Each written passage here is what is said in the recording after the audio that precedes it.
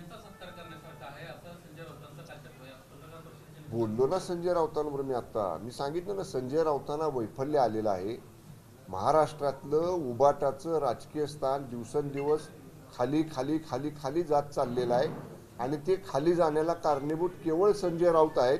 त्या वैफल्यग्रस्त मानसिकतेतनं संजय राऊत अशा पद्धतीचं वक्तव्य करतायत आणि कुठेही शिवसेना कोणी फोडलेली नाही. आपण बघा, पक्ष कुणाचा, चिन्ह कुणाचं, हे संजय राऊतांना ठरवायचा अधिकार नाही ना आम्हाला ठरवायचा अधिकार आहे. हे ठरवायचा अधिकार घटनेनं दिलाय माननीय केंद्रीय निवडणूक आयोगाला आणि त्याच्यावरती आहे सुप्रीम कोर्ट, हायकोर्ट.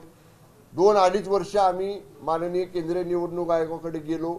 आम्ही आमची भूमिका मांडली, आम्ही आमचे कागदपत्र दिले, आम्ही आमचे पुरावे सादर केले, आम्ही आमची ॲफिडेव्हिट दिली केंद्रीय निवडणूक आयोगाकडं.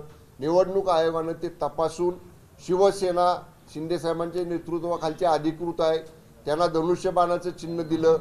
माननीय सुप्रीम कोर्टाने सुद्धा त्याच्यामध्ये हस्तक्षेप केला नाही. मग कुठं पक्ष फोडायचा प्रश्न आला? पक्षाचं चिन्ह तेच आहे, पक्षाचं नाव तेच आहे. उलट 2019ला ज्या भूमिकेतनं आम्ही निवडून आलो ती भूमिका सोडून ज्यांच्या विरुद्ध आम्ही लढलो त्यांना कडेला घेऊन कोण बसलं महाविकास आघाडी करून? ह्याचं उत्तर संजय राऊतांना म्हणून तुम्ही अगोदर द्या. त्यामुळं मी म्हणलं ना, संजय राऊतांना असं वाटतं